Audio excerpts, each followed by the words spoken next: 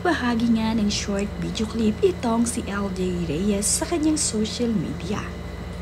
Ibinahagi nga nito ang kanyang mga sweet na larawan at video nila ng kanyang asawa na si Philip Evangelista. Makikita nga sa videong ito na napakasaya ni LJ Reyes sa kanilang mga kuha ng kanyang asawa. Ganun pa man, nakakaisang taon na palang kasal itong si LJ at itong si Philip Evangelista, kaya naman nagbahagi itong si LJ Reyes ng mga sweet moment nila. Caption naman nga ni LJ Reyes sa kanyang ibinahaging short video clip ay,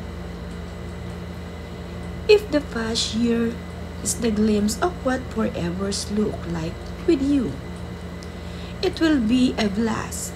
Definitely, I'm so blessed that God had it planned for you to be the one I spend the rest of my life with. Thank you for everything.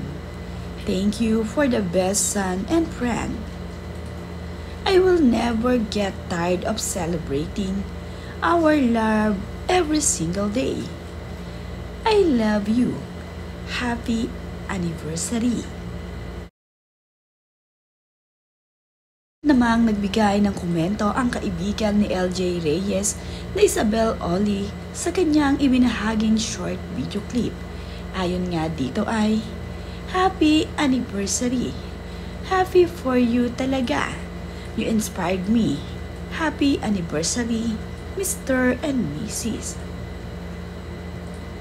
Marami nga sa mga kaibigan ni LJ Reyes ang bumati sa kanya ng mga dati niyang kasamahan sa industriya ng showbiz.